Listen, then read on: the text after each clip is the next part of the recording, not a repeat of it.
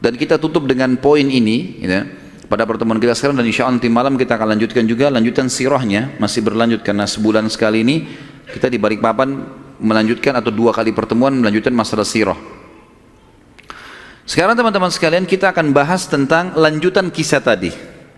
20.000 orang itu dibunuh oleh Dhu Nuwas, dan pada saat proses itu terjadi, kita akan bahas sekarang kondisi Yaman ya, setelahnya seperti apa yang terjadi. Saya tulis ini sebenarnya kisah Ashabul Fil dan berkuasanya pemerintah negeri Persia di negeri Yaman.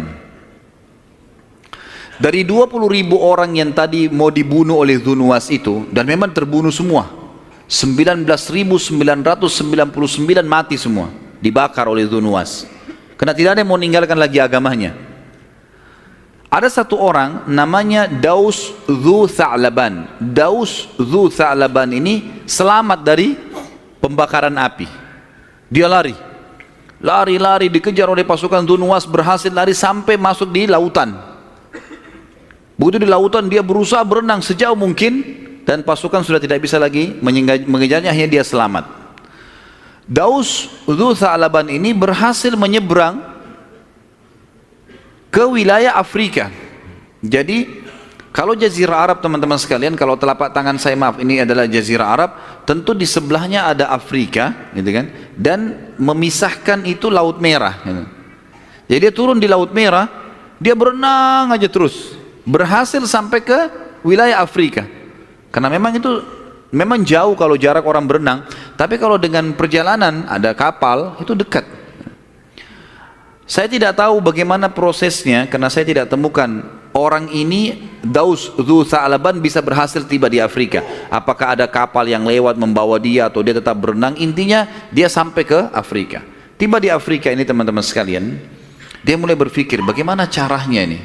Bagaimana caranya supaya bisa membalas pembantaian orang-orang Nasrani yang ada di wilayah itu. Daus terus saja mencari jalan sampai akhirnya dia berpikir untuk mencapai wilayah Romawi. Dia belum tangkap nih, di Afrika ada Najasyi, dia tidak tangkap. Dia jalan teman-teman sekalian, terus dari wilayah Afrika, kalau Yaman itu berdekatan sama wilayah Afrika, dia jalan ke atas di pesisir Laut Merah, tiba di Mesir, kemudian dia pindah ke Konstantinopel, Turki kalau zaman sekarang gitu kan. Itu dulu ada kerajaan, ada kaisar tinggal di situ, yang kata Nabi SAW, kalian akan membebaskan Konstantinopel, Konstantinia. Waktu itu di situ kaisarnya. Dia pergi ke sana lalu dia melapor, ceritanya begini, ceritanya begini, ceritanya begini. Kebetulan kaisar memang beragama Nasrani, dan yang dibunuh oleh Dhu Nuwas adalah agama Nasrani. Maka kaisar sempat marah pada saat itu. Dicari informasi benar, ternyata betul ada pembantaian, tersebar berita itu. Maka kaisar tahu dia terlalu jauh kalau dia mau ke Yaman. Dia mengirim surat dan mengirim Daus ini, Dhu Tha'laban, bertemu dengan Najasyi di Afrika. Kembali lagi kamu ke Afrika, saya bawa pasukan mendampingi kamu, bawa surat saya ini ke Najasyi. Dibawalah. Najasyi waktu tahu berita itu marah dia.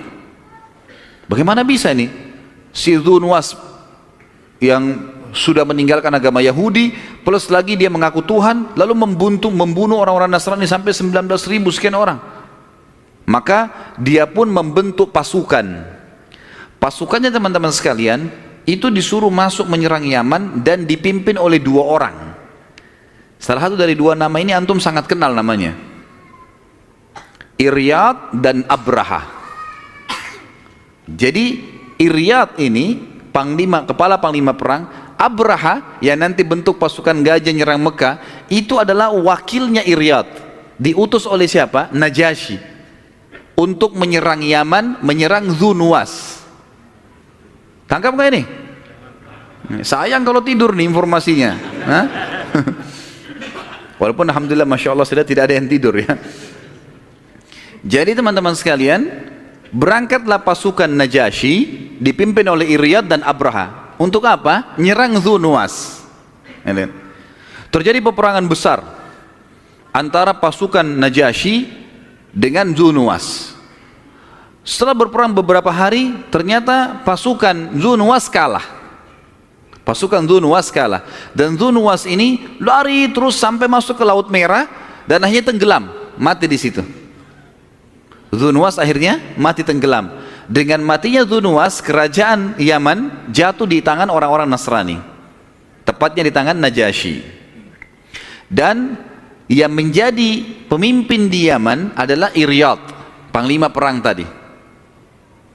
Baik, satu demi satu teman-teman, ini jangan sampai lepas karena ini informasinya bersambung ya. Iryad ini jadi gubernur Najasyi, tapi kalau di Yaman dianggap dia raja. Zalim orangnya, Iryad ini. Suka mengambil haknya orang, menindas, bahkan orang pasukannya sendiri dari Afrika itu ditindas sama dia. Zalim. Abraha orangnya baik. Abraha nggak mau lihat ini kezaliman. Dalam buku sejarah dikatakan begitu. Maka dia nasihatin Iryad, Iryad nggak mau. Apa yang terjadi? Dia ngajak pasukannya dari Afrika yang tidak setuju dengan keputusan Iryad untuk memberontak. Bertemulah pasukan Abraha dengan pasukan Iryad. Dua-duanya pasukan Ethiopia nih. Berperang.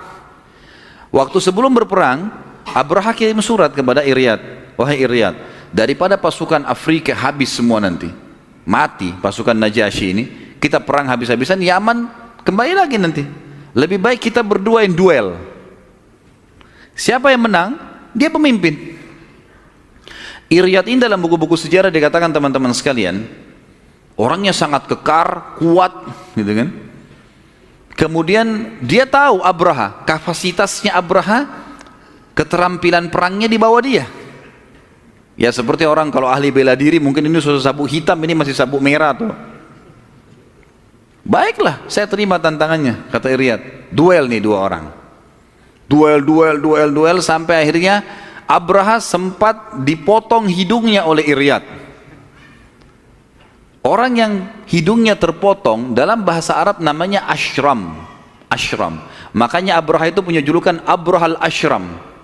Waktu dia nyerang Ka'bah, diberi julukan Abraha Ashram karena hidungnya tidak ada terpotong. Yang potong si Iryad, karena terpotong hidungnya dari duel tadi, darah pada ngucur, jatuh dia kan. Iryad pikir sudah menang. Iryad ini ngangkat-ngangkat semangat balik ke arah pasukannya. Ternyata melihat kejadian tersebut, Abraha dalam kondisi memang dia juga mengucur darah, dia sakit, tapi dia ada kesempatan. Dia berdiri, Iryad ditusuk dari belakang, matilah si Iryad. Waktu mati Iryad, otomatis kekuasaan Yaman dikuasai oleh siapa? Abraha. Mulailah Abraha menjadi raja Yaman, atau kalau di Najasyi gubernur. Sampai berita kepada Najasyi. Najasyi marah, kok bisa dua pimpinannya perang nih? Maka dia bersumpah waktu itu atas nama Allah, karena dia Nasrani, atas nama Allah dia bersumpah, dia akan injakkan Yaman dan dia akan menggundul kepalanya Abraha sebagai bentuk penghinaan. Maka yang terjadi teman-teman sekalian, Abraha waktu dengar berita tersebut dia ketakutan. Jauh Najasyi kuat dan dia bukan niatnya untuk itu, niatnya baik awalnya. Maka dia gundur rambutnya, kemudian diambil tanah dari Yaman, ditaruh dalam kotak, di dalamnya ada surat, kirim ke Ethiopia secepat mungkin. Tiba Najasyi, isinya adalah, wahai Raja Najasyi, ceritanya seperti ini, diceritain sama dia. Iryad zalim, segala macam gini, saya akhirnya gara-gara daripada pasukan perang, pasukan anda perang jadi habis semua, lebih baik saya duel. Dan tidak ada jalan lain, saya harus membunuhnya. Dan saya tidak pernah mau memberontak, saya tetap patuh dengan anda. Yaman wilayah anda. Dan untuk melepaskan anda dari sumpah anda, kan dia sumpah sama Allah mau ke Yaman, injakin kakinya ke Yaman dan menggundul kepala Abraha. Nah ini tanah Yaman sudah saya kirim. Tinggal anda injak, selesai sumpahnya. Dan kepala saya sudah saya gundul, sudah selesai. Nah rupanya Najasyi terima itu. Diterima sama Najasyi, baiklah sudah, Yaman dari wilayah saya, ceritanya sudah jelas, ya sudahlah, nggak apa-apa. Tapi rupanya teman-teman sekalian, si Abraha ini ketakutan. Ini jangan sampai, karena tidak ada telepon kayak kita sekarang bisa mastiin dengar suaranya. Ini bisa saja tiba-tiba pasukan Najasyi datang dari Afrika bunuh dia. Untuk membuktikan pengabdiannya pada Najasyi, dia membangun sebuah gereja besar namanya Qulais. Namanya gereja Qulais ya. Sampai sekarang di Yaman masih ada sisa-sisa temboknya. Gereja Qulais ini dia bangun untuk menyenangkan Najasyi. Kalau dia betul-betul tetap mau tunduk dengan Najasyi. Dan dia kirim surat pada Najasyi, saya akan membangun sebuah gereja namanya, saya berikan nama Qulais, gitu kan. Kemudian gereja ini akan saya buat semua orang Jazirah Arab datang tunduk untuk beribadah di situ. Dibangunnya sama dia Qulais ini, kemudian dia mengirim surat untuk seluruh Jazirah Arab, semua orang Arab harus datang beribadah ke situ. Dia mau ngajak ke agama Nasrani secara paksa, gitu kan.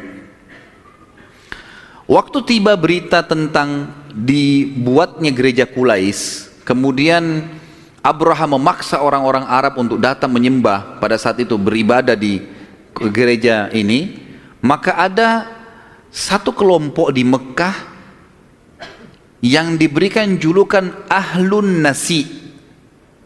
Ahlun Nasi, ya. Nasi ini teman-teman artinya menerlambatkan sesuatu. Dikenal dengan Ahlun Nasi. Apa ceritanya? Kita masuk sedikit ke Mekah di sini. Jadi orang-orang Arab sebelum datangnya Nabi SAW, teman-teman sekalian, mereka itu hidup dengan saling menyerang satu sama yang lain. Tradisi zaman dulu. Jadi misalnya suku A nyerang suku B, nanti diambillah peternakannya, diambillah apa hartanya, begitulah. Mereka saling nyerang satu sama yang lain. Di dalam syariat Nabi Ibrahim alaihissalam diceritakan dalam surah At-Taubah ayat 36, ada 4 bulan dari 12 bulan Hijriyah yang dimuliakan. Rajab, Dzulqa'dah, Zulhijjah, dan bulan Muharram. Ini 4 bulan nggak boleh perang. Orang-orang Arab ini, pada saat mereka lihat Dzulqa'dah, Zulhijjah, dan bulan Muharram berdekatan, gitu kan? Dan ini 3 bulan nggak berperang panjang buat mereka. Karena harusnya ada peperangan supaya bisa hidup. Begitu keyakinannya pada saat itu, ya. Maka mereka membentuk namanya Ahlun Nasi. Siapa Ahlun Nasi ini? Dicari orang-orang yang dianggap berakal dan bijaksana di antara mereka, didatangkan, kemudian mereka-mereka ini bisa membolak-balikkan nama-nama bulan. Rekayasa keadaan. Misal gini, pas lagi bulan Muharram, udah keputusan kami sekarang bukan Muharram, sekarang Safar. Muharram nanti bulan depan. Keputusan mereka, namanya Ahlun Nasi. Jelas sampai sini? Baik. Ini supaya lebih jelas, teman-teman, saya bacakan ayat Al-Quran, surah At-Taubah 36 yang berbunyi, A'udzubillahi minasyaitonirrajim. Inna iddatash syuhuri indallahi 12 syahran fi kitabillahi yawma khalaqas samawati wal arda minha arba'atun hurum dzalika dinul qayyim fala tadhlimu fihinna anfusakum wa qatilul musyrikina kafatan kama yuqatilunakum kafa wa'lamu annallaha ma'al muttaqin. Sesungguhnya di bilangan bulan di sisi Allah dari semenjak diciptakan langit dan bumi itu ada 12 bulan, bulan-bulan Hijriyah, Muharram, Safar, Rabiul Tsani, Jumadil Ula, Jumadil Tsani, Rajab, Sya'ban, Syawal, Dzulqa'dah, Zulhijjah, dan bulan Muharram. Dan Zulhijjah, 12 bulan ini. Kata Allah, di antaranya ada 4 bulan yang hurum, yang dimuliakan. Artinya tidak boleh berperang. Rajab, Dzulqa'dah, Zulhijjah, dan bulan Muharram. Dan ini di awal-awal Islam, ini menjadi syariat Nabi Muhammad SAW.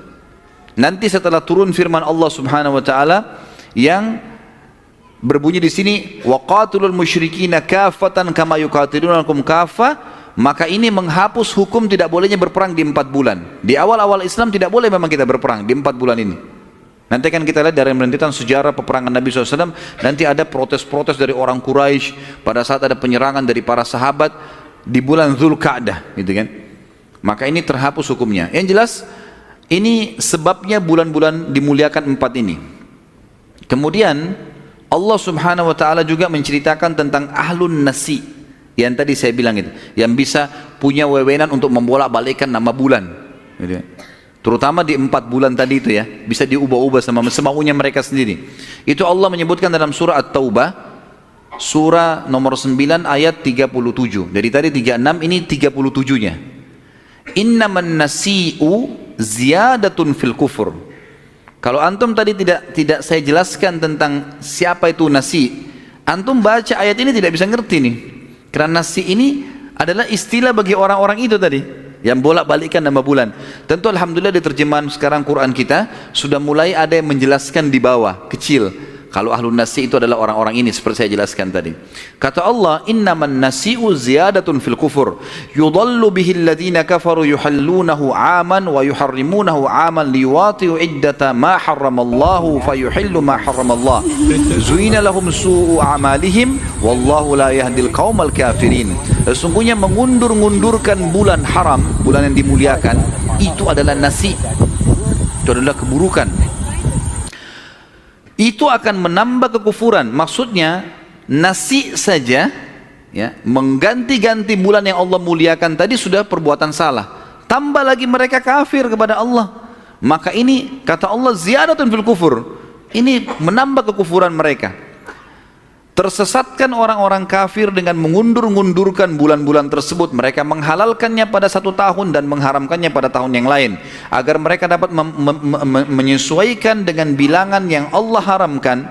Maka mereka menghalalkan apa yang diharamkan Allah. Syaitan menjadikan mereka memandang perbuatan mereka baik, yang buruk itu menjadi baik, dan Allah tidak memberi petunjuk bagi orang-orang yang kafir. Baik, saya ini cuma menjelaskan makna nasi ya. Kita inti bahasan adalah pada saat Abraham membuat Qulais tadi, gereja itu, dia menyebarkan berita ke seluruh jazirah Arab. Semua orang Arab wajib datang untuk menyembah, untuk datang beribadah di Qulais. Ada ahlun nasi. Ahlun nasi ini mereka punya keburukan karena mengubah bulan yang dimuliakan oleh Allah kan tadi, sehingga mereka bisa berperang. Tapi sisi yang lain mereka punya satu hal yang positif. Mereka sangat memuliakan Ka'bah. Ahlun nasi ini siap mati kalau ada yang mau mencoreng Ka'bah. Waktu sampai berita ke mereka suratnya Abraha, ada satu dari ahli nasi pergi ke Yaman. Dia cari mana tuh gereja Qulais. Ditemukan sama dia. Apa yang dia buat dalam buku sejarah dikatakan dia kotorin tuh. Dia datang, dia buang air besar, dia buang air kecil di gereja itu. Kemudian kotorannya diambil, dibelepotin di temboknya. Setelah itu dia kembali ke Mekah. Besoknya Abraha dengar berita, apa ini? Siapa yang kotorin gereja saya? Ada satu orang yang dikenal dengan ahlun nasi. Apa itu ahlun nasi? Orang yang menerlambatkan bulan-bulan muliakan. Agama apa itu? Dia nggak tahu. Ada penduduk Mekah. Mekah itu apa? Ada Ka'bah di sana. Ditanya sama dia. Dan Abraha walaupun Nasrani tidak tahu Ka'bah itu apa. Dia nggak tahu menahu dari Afrika nih. Orang dari Afrika datang, nggak ngerti. Gitu kan? Maka dia mengatakan, apa itu Ka'bah? Ka'bah adalah rumah yang dimuliakan oleh masyarakat, terutama orang nasi tadi. Jadi rupanya dia datang ke sini ngotorin gereja Anda, karena Anda suruh mereka pindah ke sini. Mereka sudah punya rumah di sana yang disembah, gitu kan. Maka Abraha mengambil keputusan gara-gara kejadian ini untuk menyerang Ka'bah. Ini kisahnya. Baru tahu atau sudah tahu? Alhamdulillah. Dia sudah tahu, karena kita biasa ambilnya sepotong-sepotong kan. Nah ini rentetan sejarahnya seperti itu gitu. Maka Abraha membentuk pasukan. Nah Abraha ini karena dari Afrika, memang Afrika terkenal dengan gajah. Jadi waktu menyeberang lewat Laut Merah ke Yaman, itu memang bawa gajah mereka. Dan Abraha ini memang pasukannya pasukan gajah. Dan gajah ini bukan gajah biasa teman-teman. Gajah-gajah yang sudah dilatih untuk menyerang. Sama kalau kuda perang itu beda dengan kuda biasa ya. Sudah dilatih untuk menendang dengan kakinya, gitu kan, menyeruduk dengan kepalanya. Makanya kadang-kadang ada kuda di kancah peperangan itu kudanya dipasangin seperti kepala besi dan ada tanduknya, dipasang besi untuk bisa membunuh musuh juga. Sampai seperti itu. Gajah juga gitu. Gajah bisa melilit dengan belalainya, bisa menginjak musuh, bisa sudah dilatih lah. Di kawanan gajah ini itu ada pimpinannya. Jadi memang subhanallah di hutan juga kalau kita lihat gajah itu selalu saja di gajah itu gerombolan, nanti di depannya itu ada satu gajah yang itu memimpin. Gajah itu kemana yang lainnya ikut. Biasanya orang yang suka nangkap gajah itu, ini bukan saya ajarin caranya ya. Jadi yang gajah depan itu ditarik, yang lainnya ikut. Nah Abraha punya satu gajah berwarna putih, agak berbeda nih, yang selalu jadi pimpinan. Maaf kalau ada yang sama namanya. Nama gajah ini Mahmud. Loh betul. Ini bukan saya buat-buat, tapi memang begitu namanya. Jadi kalau nama Mahmud jangan tersinggung ya. Karena Mahmud bagus ya. terpuji. Tapi memang dia kasih nama gajah itu namanya Mahmud, pimpinan gajah itu. Baiklah. Abraha bentuk pasukan dan Mahmud ini dia ada nanti ada yang pemandunya. Abraha naik gajah lagi di sebelahnya gitu. Ringkas cerita teman-teman sekalian, Abraha bentuk pasukan. Semua kekuatannya serang. Cari tahu di mana Mekah. Dia nggak tahu di mana Mekah ini. Dianya tidak tahu di mana Mekah. Maka dia jalan. Jalan terus. Pada saat dia jalan teman-teman sekalian dan orang-orang Arab tahu kalau Abraha keluar ini mau menyerang Mekah, dan rata-rata seluruh jazirah Arab memang memuliakan Ka'bah pada saat itu, walaupun mereka ada yang penyembah berhala, gitu kan. Mereka tetap pergi haji, mereka tetap umrah, jalankan syariat Nabi Ibrahim, tapi mereka musyrik. Mereka masih menyembah-nyembah berhala, jadikan perantara dengan Allah Subhanahu wa taala, ya. Pada saat itu ada beberapa suku-suku Arab yang coba menghadang pasukan Abraha. Di antaranya ada satu pimpinan suku Arab yang pertama keluar, namanya Dhu Nafar. Dhu Nafar ini keluar dengan pasukannya, kemudian coba menghalang tapi tidak besar, dikalahkan oleh Abraha. Dan akhirnya Dhu Nafar ditawan, diikat, dibelenggu, dibawa. Kemudian keluar lagi dari suku Huthum, ya. Suku ini kemudian juga berusaha untuk menyerang, dipimpin oleh Nufail, tapi juga tertawan. Sama, Nufail sama Dhu Nafar ini tertawan. Sampai akhirnya karena kedua kepala suku ini sudah tertawan, dan bagi orang-orang Arab, jazirah Arab, dua orang ini, Dhu Nafar sama Nufail, adalah orang yang kuat di mata orang-orang Arab. Kalau ini aja kalah, apalagi kita, gitu. Sampai pasukan Abraha tiba di wilayah Taif. Taif ini kota yang kurang lebih 60 km dari kota Mekah, sudah dekat dari Mekah lah. Orang-orang Taif ketakutan, dan jangan sampai Abraha menyerang mereka. Maka pimpinan kota Taif mengatakan, wahai Raja Abraha, kami nggak mau punya masalah dengan anda. Sebagai bukti, kalau anda mau pergi Ka'bah, mau hancurin Mekah, terserah, tapi jangan ganggu kota Taif, gitu. Sebagai bukti kami memang tunjukkan itu, kami akan menunjukkan kepada anda di mana itu Mekah, di mana itu Ka'bah. Lalu diiklankanlah di kota Taif, siapa yang mau menunjukkan pasukan Abraha Mekah. Orang-orang semua tidak ada yang mau, karena mereka tahu ini rumahnya Allah, Ka'bah, biar bagaimanapun tahu kan gitu. Kecuali satu orang bernama Abu Rughal. Abu Rughal ini dia bilang saya mau. Akhirnya Abu Rughal datang, ditunjukin sama dia jalan. Pas tiba di pintu gerbang Mekah, waktu itu namanya pintu Bani Syaibah, pintu gerbang besar, tiba di situ. Maka Abu Rughal mati, yang menunjukin jalan. Pasukan Abraha sampai di situ. Semenjak itu teman-teman sekalian, dan sampai hari ini, setiap ada orang yang berkhianat dipanggil Abu Rughal. Setiap ada orang berkhianat. Jadi kalau antum dengar ada orang Arab bilang Abu Rughal, berarti pengkhianat tuh. Dan kuburannya yang ada pada saat itu di dekat pasukannya Abraha, setelah Abraha pun dihancurkan oleh Allah nanti, itu selalu orang Arab rajam. Jadi dari jauh dilemparin batu, dirajam kuburan, dijadikan marjam, tempat melempar batu, kuburannya si Abu Rughal, karena dianggap dia berkhianat. Semua orang Arab nolak kecuali dia sendiri gitu. Baik, pada saat itu Abraha pun memasang kemah-kemahnya, pasukannya semua diistirahatkan di dekat pintu gerbang Mekah. Waktu itu yang jadi raja Mekah Abdul Muttalib, kakek Nabi SAW. Pada saat itu teman-teman sekalian, Abraha rupanya menyuruh pasukannya untuk menakut-nakuti masyarakat Mekah dulu sebelum menyerang. Diambillah gembalan-gembalan penduduk Mekah yang ada di sekitar pintu gerbang, termasuk ada 200 ekor unta punyanya Abdul Muttalib. Kemudian pada saat itu Abdul Muttalib bermusyawarah dengan beberapa tokoh Mekah. Mereka semua mengatakan tidak mungkin kita melawan nih. Pasukan gajah sudah datang, kelihatan kekuatannya, suaranya, segala macam, nggak mungkin. Lalu dimintalah Abdul Muttalib untuk datang supaya melobi. Bagaimana nih caranya?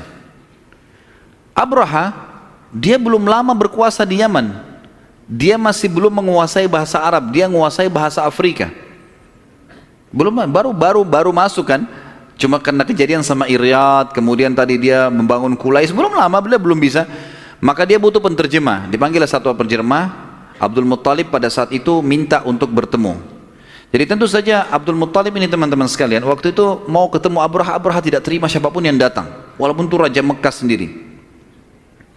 Maka Abdul Muttalib sempat menemui Dhu Nafar, ya tadi kepala suku Arab yang sempat menyerang tapi ditawan oleh Abraha. Ditanya bagaimana Dhu Nafar, bagaimana caranya ketemu sama raja ini, saya mau bicara. Dhu Nafar tahu Abdul Muttalib Raja Mekah. Dia bilang kayaknya agak sulit, tapi waktu saya lagi dalam perjalanan dari perjalanan tadi di suku saya, waktu saya menyerang sampai tiba di Mekah ini, pemegang tali kendala Mahmud, ya, kepala gajah tadi namanya Unais.